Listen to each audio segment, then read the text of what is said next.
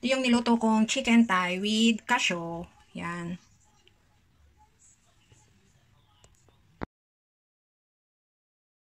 Ayan, may tatlo akong chicken thigh. Boneless yan.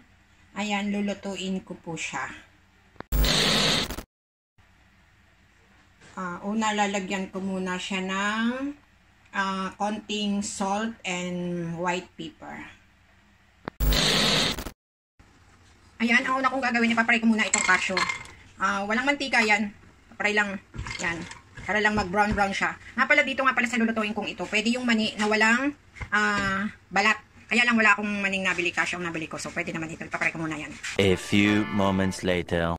Ito na yung chicken thigh. Hinati ko nga pala sa 4 yung isang peraso. Ayan, mayroon na yung white pepper and konting asin lang. Konting-konti lang. Ayan, nagba-brown-brown na siya. Dinagdagan ko nga pala dahil yung una kong nilagay parang kukonti. So, ayan. Pag maya-maya tatanggalin ko na yan kapag brown na yung kabilaan. Ayan, okay na yan. And then, isisit aside ko. And ngayon, ipapry ko naman itong chicken thigh. Yan yung nilagyan ko ng asin.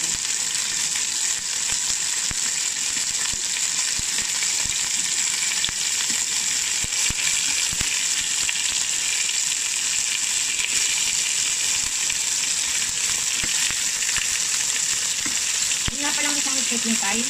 Hinati ko lang sa 4. Dahil yan ay lumiliit habang naluluto. Atin haka lang.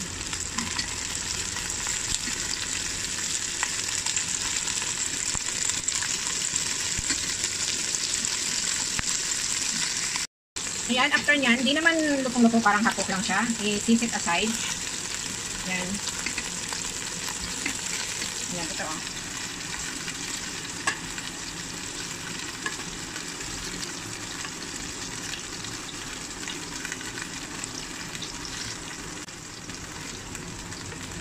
Ngayon, magigisa. Lagay ko itong onion.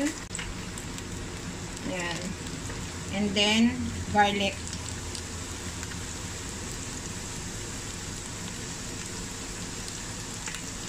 Dalawa nga pala ang ilalagay kong onion, yung red at saka itong white. Yan.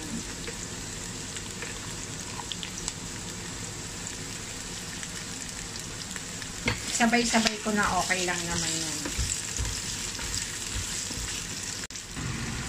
Ayan, ikisa lang yan. Haluin. Siyempre. Ayan, at kapag mabango na, alam mong mabango na, ilalagay na itong fry na chicken thigh. Ayan. Ayan, may mixing sauce ako. Ngayon, ilalagay ko yan dito sa aking niluluto. So, ngayon, ilalagay ko itong mixing sauce. Ayan sa screen kung ano yung pinaghalo-halo. Ayan, mahinang apoy lang. Nalagyan ko siya ng takip. Sandali lang yan. Tingnan ko. Ayan.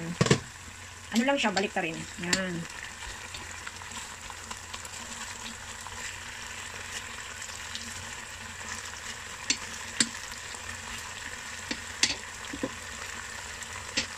Yan, kahit hindi natakipan pagkabaliktad.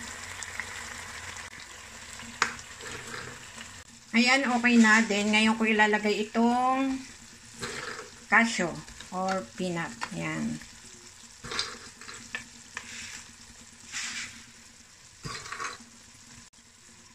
Ayan, ready na yan guys. Ready to serve na. Lagyan lang ng spring onion. At pwede nang iserve yan. Yan.